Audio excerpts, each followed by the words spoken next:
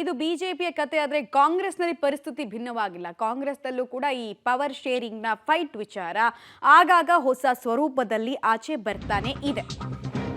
ಕೈಪಡಿಯಲ್ಲಿ ಮತ್ತೆ 5 ವರ್ಷದ ಸಿಎಂ ಕೂಗು ಮುಂಚೂಣಿಗೆ ಬರ್ತಾ ಇದೆ. ಮೊನ್ನೆ ಜಮೀರ್ ಅಹಮದ್ ಖಾನ್, ನಿನ್ನೆ ಯತೀಂದ್ರ ಅವರ ಸ್ಟೇಟ್ಮೆಂಟ್. ಸಿದ್ದರಾಮಯ್ಯ ಅವರು ಪೂರ್ಣಾವಧಿ ಸಿಎಂ ಅಂತ ಜಮೀರ್ ಮತ್ತು ಯತೀಂದ್ರ ಅವರ ಉವಾಚ. ಯಾರು ಮಾತಾಡಬೇಡಿ ಅಂದಿದ್ದಾರೆ ಅಂತಾನೆ ಸಿಎಂ ಪರ ಭರ್ಜರಿಯಾಗಿ ಬ್ಯಾಟಿಂಗ್ ಮಾಡಿದ್ದಾರೆ. ಕೈಪಡಿಯಲ್ಲಿ ಜೋರಾಗ್ತಾ ಇದೆ 5 ವರ್ಷದ ಸಿಎಂ ಕೂಗು.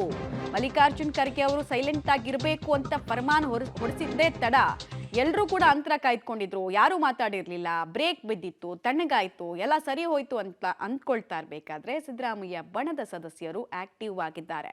ಜಮೀರ್ ಅಹಮದ್ ಖಾನ್ ಅವರು ಮೊನ್ನೆ ಈ ವಿಚಾರವಾಗಿ ಬಹಿರಂಗವಾಗಿ ಮಾತಾಡಿದ್ರು. ನಿನ್ನೆ ಯತೀಂದ್ರ ಅವರು ಮಾತಾಡಿದ್ದಾರೆ. ಇದರ ಬೆನ್ನಲ್ಲೇ ಒಂದು ಫೋಟೋವನ್ನು ನೀವು ಗಮನಿಸಿರ್ಬೋದು. ಈಗ ಬಂತು ನೋಡಿ ಟಿವಿ ಸ್ಕ್ರೀನ್ ಮೇಲೆ. ಈ ಫೋಟೋದಲ್ಲಿ ಯಾರ್ಯಾರು ಡಿ ಕೆ ಶಿವಕುಮಾರ್ ಅಧ್ಯಕ್ಷರಾಗಿ ಬದಲಾಗಬೇಕು ಅಂತ ಬಯಸಿದ್ರು, ಯಾರ್ಯಾರು DCM ಪ್ರಾದೇಶಿಕವಾರು ಮಾನ್ಯತೆ ಕೊಡಬೇಕು ಅಂತ ಬಯಸಿದ್ರು, ಎಲ್ಲರೂ ಸಭೆ ಸೇರಿದ್ದಾರೆ, ಎಲ್ಲರೂ ಮೀಟಿಂಗ್ ಮಾಡ್ತಾ ಇದ್ದಾರೆ. ಬಹಳಷ್ಟು ಚರ್ಚೆಗೆ ಕಾರಣ ಆಗ್ತಾ ಇದೆ. ಕುರ್ಚಿ ಸದ್ಯಕ್ಕೆ ಖಾಲಿ ಇಲ್ಲ. ಅದೆಲ್ಲ ಯಾವಾಗ ಚರ್ಚೆ ಮಾಡಬೇಕಾಗಿರೋದು? ಖಾಲಿ ಆದಮೇಲೆ ಈ 5 ವರ್ಷ ಮಾನ್ಯ ಸಿದ್ದರಾಮಯ್ಯ ಅವರು ಮುಖ್ಯಮಂತ್ರಿಯಾಗಿ ಮುಂದುವರಿಸ್ತಾರೆ. ಈಗ ಮುಖ್ಯಮಂತ್ರಿ ಕುರ್ಚಿನೂ ಖಾಲಿ ಇಲ್ಲ, KPCC ಅಧ್ಯಕ್ಷ ಕುರ್ಚಿನೂ ಖಾಲಿ ಇಲ್ಲ, ಈಗ ಮಾನ್ಯ ಮುಖ್ಯಮಂತ್ರಿ ಕುರ್ಚಿನೂ ಖಾಲಿ ಇಲ್ಲ, ಮಾನ್ಯ ಅಧ್ಯಕ್ಷ ಕುರ್ಚಿನೂ ಖಾಲಿ ಇಲ್ಲ. ಈಗ ತೀರ್ಮಾನ ಮಾಡೋರು ಯಾರು? ನಮ್ಮ ಪಕ್ಷ, ಹೈಕಮಾಂಡ್ ಪಕ್ಷ.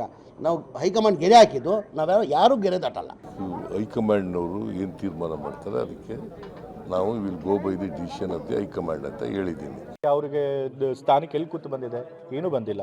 ಇವತ್ತು ನಮ್ಮ ಪಕ್ಷದಲ್ಲಿ ಹೈಕಮಾಂಡ್ ಅವ್ರ ಪರವಾಗಿ ನಿಂತಿದೆ. ಸೊ ಎಲ್ಲರೂ ಅವ್ರ ಜೊತೆಗೆ ಇರಬೇಕಾದ್ರೆ ಅವ್ರು ಖಂಡಿತ ಸಂಪೂರ್ಣ ಅವಧಿನ ಖಂಡಿತ ಸಂಪೂರ್ಣ ಅವಧಿನ ಮುಗಿಸ್ತಾರೆ.